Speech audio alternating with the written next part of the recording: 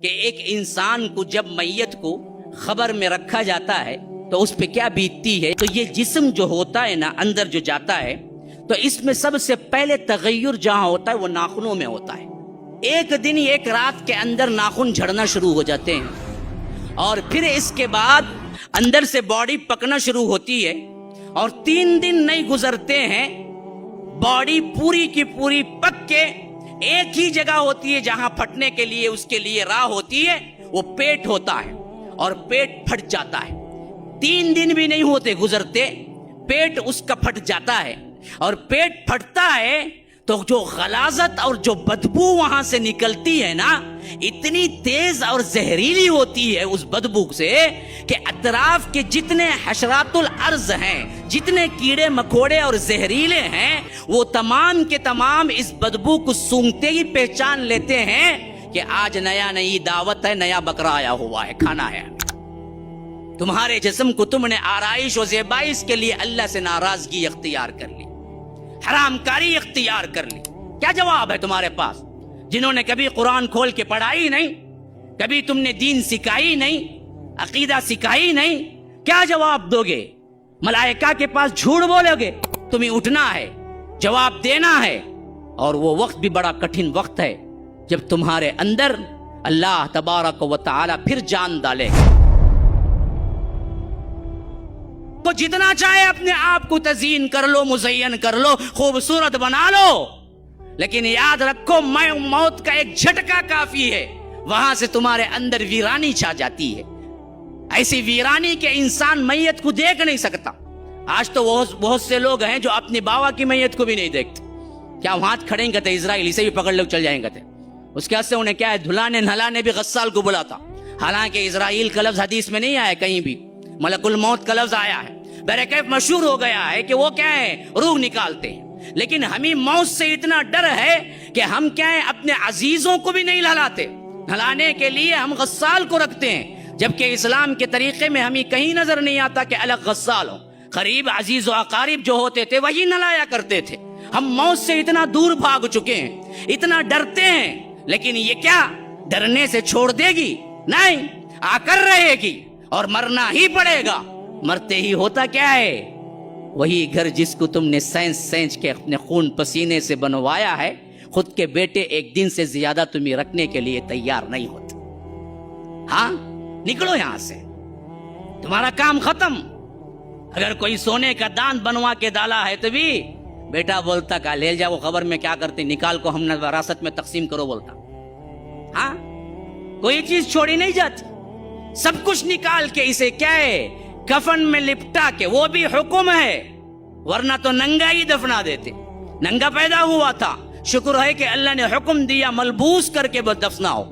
تو ہمیں کیا ہے دفن کیا جاتا ہے تو کفن پہنا کے. پھر اس کے بعد ہوتا کیا ہے, میں نے ایک جگہ سائنٹیفکلی پڑھا تھا کہ ایک انسان کو جب میت کو خبر میں رکھا جاتا ہے تو اس پہ کیا بیتتی ہے. ایک اچھا آرٹیکل تھا, مضمون بڑا جامع بھی تھا. وہ کہتا ہے کہ ہم نے جب سائنسی لحاظ سے تحقیق کی تو یہ جسم جو ہوتا ہے نا اندر جو جاتا ہے تو اس میں سب سے پہلے تغیر جہاں ہوتا ہے وہ ناخنوں میں ہوتا ہے. ایک دن ایک رات کے اندر ناخن جھڑنا شروع ہو جاتے ہیں اور پھر اس کے بعد اندر سے باڈی پکنا شروع ہوتی ہے اور 3 دن نہیں گزرتے ہیں باڈی پوری کی پوری پک کے ایک ہی جگہ ہوتی ہے جہاں پھٹنے کے لیے اس کے لیے راہ ہوتی ہے وہ پیٹ ہوتا ہے اور پیٹ پھٹ جاتا ہے.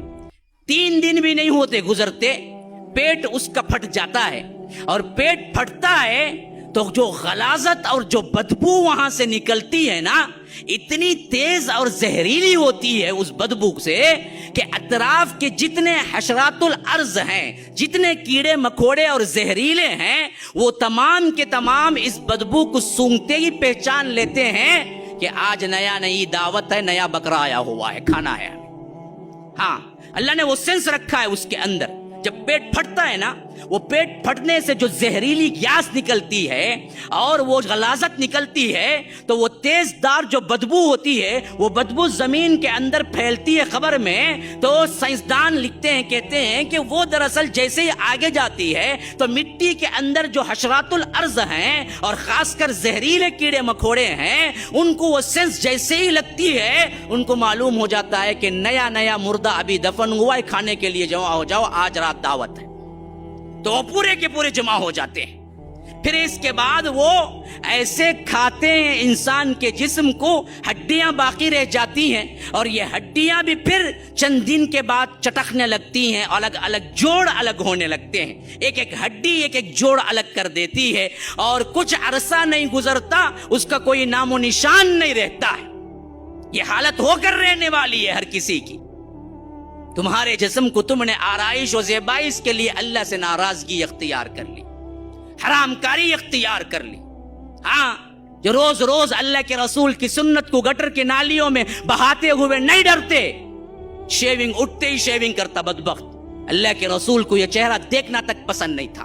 تم حوض کوثر کا جام لوگے شیونگ کر کے مر کے، یاد رکھو وہیں تمہاری کیا سختی شروع ہو جائے گی جب ملک الموت دیکھیں گے میت آئی ہے بغیر داڑھی کے، پکڑو اسے، نشانی تو لے کے نہیں آیا۔ ایک ہی تو عمل، ایک ایسا عمل ہے نا جی جو نامہ اعمال میں نہیں تمہارے ساتھ آتا ہے، باقی سارے عمل تو نامہ اعمال میں آتے ہیں۔ ایک عمل وہ ہے جو تمہارے ساتھ آتا ہے، وہ ہے داڑھی۔ داڑھی لے کے جاؤ گے تو کم از کم کیا ہے، ملائکہ جیسے دیکھیں گے پہچان لیں گے کہ یہ دراصل رسول کا امتی آیا ہے، لیکن ہم نے تو اس کا بھی لحاظ نہیں رکھا۔ تو یاد رکھیے، پھر یہاں سے جب سوالات کا سلسلہ شروع ہوا تو یاد رکھو جس کا سوال ہو گیا اس سے بھی یہ سوال چوتھا ہوگا، ترمذی وغیرہ کی روایت کے مطابق۔ 3 سوالات تو مشہور ہو گئے، لیکن 4واں بھی ایک سوال ہے، تو نے کیسے جانا؟ جو بندہ جواب دیا ہے وہ کہے گا قرأت کتاب اللہ وآمنت وصدقت بہ، میں نے اللہ کی کتاب پڑھی، اس پر ایمان لایا، اس پر تصدیق کی۔ اور جو بندہ کبھی قرآن پڑھا ہی نہیں، باپ دادا کے دین پہ تھا، یاد رکھو وہاں جھوٹ بول سکے گا؟ اللہ کی قسم کھا کے پوچھتا ہوں، بیٹھنے والے جو ہیں کبھی جنہوں نے قرآن کو چھوا تک نہیں، جب فرشتے جواب کے لیے پوچھیں گے اگر تم جواب دے بھی چکو، کیسے تجھے معلوم ہوا؟ کیا جواب ہے تمہارے پاس؟ جنہوں نے کبھی قرآن کھول کے پڑھائی نہیں، کبھی تم نے دین سکھائی نہیں، عقیدہ سکھائی نہیں، کیا جواب دو گے؟ ملائکہ کے پاس جھوٹ بولو گے کہ قرأت کتاب اللہ، میں اللہ کی کتاب پڑھا؟ وہاں تو رو گے، گڑ گڑاؤ گے، ہاں کہو گے کہ اقول الناس ما یقول، میں تو وہی کہتا ہوں جو لوگ کہتے رہے، یا مجھے معلوم نہیں تھا، میں نے جو پڑھا جو سیکھا بس باپ داداؤں کا دین تک۔ تو اللہ تبارک و تعالی اپنے حبیب کے ذریعے بتا رہا ہے کہ دیکھو پھر اس کے ساتھ کیا سلوک ہوگا۔ فرشتے لوہ کی ہتھوڑی اٹھائیں گے، حدیث میں آتا ہے کہ کہیں گے لا دریت ولا تلیت، اے بدبخت تو نے تلاوت بھی نہیں کی، تم نے جانا بھی نہیں۔ پھر اس کے بعد اسے زور سے ماریں گا اور ایسی چیخ چیخے گا جن و انس کے علاوہ تمام مخلوق سنتی ہے۔ اور اللہ کے رسول نے فرمایا دوسری جگہ، میں دعا کرتا اللہ تبارک و تعالی عذاب قبر کو سنا دے، لیکن مجھے ڈر محسوس ہوا کہ کہیں تم لوگ مردوں کو دفنانا نہ چھوڑ دو۔ یہ ہو کر رہنا ہے، ہر ایک کو تیاری کرنی ہے۔ پھر اس کے بعد کیا ہوگا؟ عذاب قبر کا جتنا ہے مرحلہ، یا عذاب برزخ کا، یا برزخ کی زندگی کا، پھر اس کے بعد تمہیں اٹھنا ہے، جواب دینا ہے، اور وہ وقت بھی بڑا کٹھن وقت ہے جب تمہارے اندر اللہ تبارک و تعالی پھر جان ڈالے گا۔ اللہ تبارک و تعالی حشر کے میدان میں کھڑے ہونے کا اور وہاں پر سوال و جواب کا کئی مناظر ایسے رکھا ہے قرآن کے اندر، اگر عقل و ہوش کے ساتھ پڑھو گے تو رونگٹے کھڑے ہو جائیں گے۔ اور اس حیثیت میں تمہیں گزرنا ہی ہے، وہاں سے گزرے بغیر کوئی چارہ کار نہیں۔ اس کے لیے تم نے کیا تیاری کر رکھی ہے؟ سورہ حاقہ میں فرمایا فَأَمَّا مَنْ أُوتِيَ كِتَابَهُ بِيَمِينِهِ فَيَقُولُ هَاؤُمُ اقْرَءُوا كِتَابِيَهْ إِنِّي ظَنَنْتُ عَنِّي مُلَاقٍ حِسَابِيَهْ فَهُوَ فِي عِيشَةٍ رَاضِيَةٍ فِي جَنَّةٍ عَالِيَةٍ قُطُوفُهَا دَانِيَةٌ كُلُوا وَاشْرَبُوا هَنِيئًا بِمَا أَسْلَفْتُمْ فِي الْأَيَّامِ الْخَالِيَةِ وَأَمَّا مَنْ أُوتِيَ كِتَابَهُ بِشِمَالِهِ فيقول يا ليتني لم أوت كتابيه ولم أدر ما حسابيه يا ليتها كانت القاضية ما أغنى عني ماليه هلك عني سلطانيه خذوه فغلوه ثم الجحيم صلوه ثم في سلسلة ذرعها 70 ذراعا فاسلكوه إنه كان لا يؤمن بالله العظيم. اللہ تبارک و تعالی وہ منظر کیسے کھینچ رہا ہے. تم بیٹھ کے موویز دیکھتے ہو نا ٹی وی میں, اللہ تبارک و تعالی قرآن کے اندر قیامت کا منظر اسی طرح اتار رہا ہے. فرمایا جس کے سیدھے ہاتھ میں نامہ اعمال دیے جائیں گے, من اوتی کتابہ بیمینہ فیقول ہاؤم, وہ ایک چیخ لگائے گا کہ کہے گا کہ اقرأوا کتابیہ, دیکھو دیکھو میری کتاب پڑھ لو, میرا نامہ اعمال پڑھ لو. ہاں جو پاس ہو جاتے ہیں نا جی یہاں پر بھی, دن میں اعلیٰ نمبرات لے لیے, تو آپ اس کی مارک شیٹ نہ بھی دیکھیں, 10 لوگوں کو بتاتا پھرے گا معلوم ہے میرے مارک شیٹ آپ دیکھے نہیں دیکھے نہیں, لو میری مارک شیٹ دیکھو. ایسا ہی جب جنت کا پروانہ مل جائے گا تو وہ لوگوں کو دکھاتا پھرے گا, دیکھو دیکھو یہ دیکھو میری مارک شیٹ.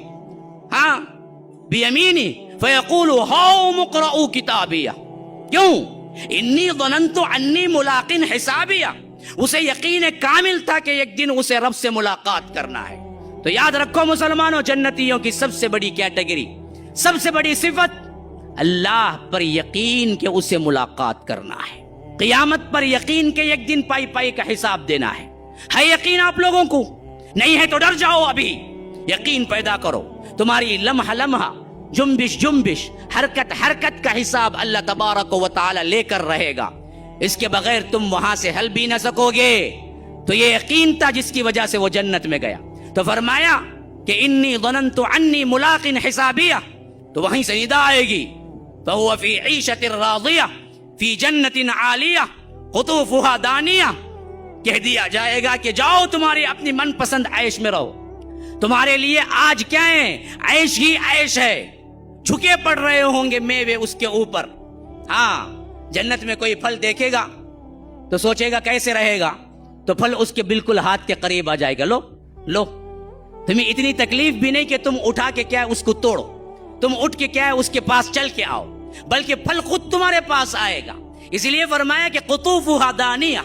پھر وہاں سے ندا آئے گی فرشتوں کی یا رب کی, کلوا واشربوا ہنیئا, کھاؤ پیو مزے اڑاؤ. کیوں؟ بما اسلفتم فی الایام الخالیہ, تم نے پرلی کی زندگی میں اللہ سے ڈرتے ہوئے گزارا تھا.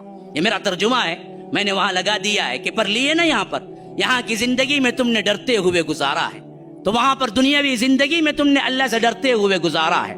اور ادھر جنہوں نے اللہ کے ڈر کے ساتھ اطاعت کے ساتھ زندگی نہیں گزاری, تو فرمایا وَأَمَّا مَنْ أُوتِيَ كِتَابَهُ بِشِمَالِهِ, بائیں ہاتھ میں جس کو دیا جائے گا نامہ اعمال, فَيَقُولُ يَا لَيْتَنِي لَمْ أُوتَ كِتَابِيَهْ, وہ کہے گا کہ ہائے مجھے یہ کتاب نہ دی گئی ہوتی. مارک شیٹ دیکھ کے بھی کیا ہے, اگر فیل ہے تو چھپاتا پھرتا یہاں کا بندہ. یہی حال اس وقت کا جہنمی کا ہوگا, وہ چھپاتا پھر رہا ہوگا, کہہ رہا ہوگا کہ کاش کہ مجھے نہیں دی جاتی. لم اوت کتابیہ ولم ادری ما حسابیہ. اصل میں جہنم جانے کا سبب کیا بنا جی؟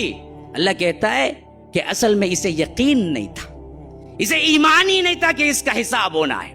ذرا ٹٹول کے دیکھو اپنی زندگیوں کے اندر ہمیں کتنا یقین ہے کہ ہمارا حساب ہونا ہے. اگر یقین ہوتا تو ہماری زندگیاں ایسی نہیں ہوتی جو آج ہم گزار رہے ہیں. ہم دعویٰ تو کرتے ہیں آخرت پر یقین ہے, لیکن عمل سے ہم انکار کرتے ہیں کہ ہمیں کوئی یقین نہیں ہے. اگر یقین ہوتا تو یہ زندگیاں یوں نہیں ہوتی.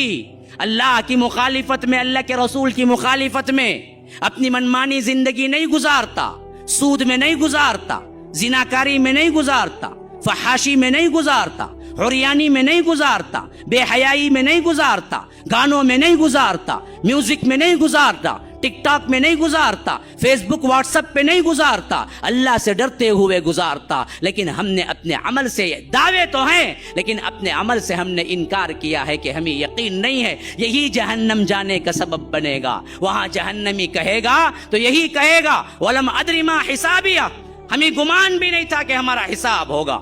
تو اس وقت پکارے گا یا لیتہا کانت القاضیہ, ہائے اب موت آ جائے میری, ابھی کیا ہے موت دے دے, اللہ تمام کر دے. اللہ اس وقت کہے گا لا تدعوا اليوم ثبورا واحدا وادعوا ثبورا كثيرا, تم ایک بربادی کو مت بلاؤ, ایک موت کو مت بلاؤ, ہزاروں موتوں کو بلاؤ. آج تمہیں موت آنے والی نہیں ہے, آج تمہیں موت نہیں ہے. آج یہاں سے کیا ہے, موت سے ڈر کے بھاگتا ہے, اور وہاں موت پکارے گا جہنم کو دیکھ کے, کاش کہ موت آ جائے, میرا قصہ تمام ہو جائے. یا لیتہا کانت القاضیہ ما اغنی عنی مالیہ, میرا مال کچھ کام نہیں آیا. ہلک عنی سلطانیہ, میرا عہدہ مجھے کچھ کام نہیں دے گیا. آج عہدوں کی بڑی لڑائی ہے میرے بھائیوں, اپنوں میں بھی ہے غیروں میں بھی ہے. کس کس کا رو نہ رو, اپنوں میں بھی ہے غیروں میں بھی ہے. میں بڑا تو بڑا, کل انہی عہدوں سے بھاگے گا, کل انہی عہدوں کو برا بھلا کہے گا. ہاں ہلک عنی سلطانیہ, ہائے میرے عہدے کچھ کام نہ آئے. تو وہاں سے ندا آئے گی, رب کی ندا یا فرشتوں, خذوہ, پکڑو اس بدبخت کو, فغلوہ, باندھو اس کو, جگڑو. کیسے؟ ثم فی سلسلۃ ذرعها 70 ذراعا فاسلکوہ, 70 گز ہاتھ لمبی زنجیروں سے اسے جکڑ دو. کیوں؟ یہ اللہ رب العالمین پر ایمان نہیں لایا تھا.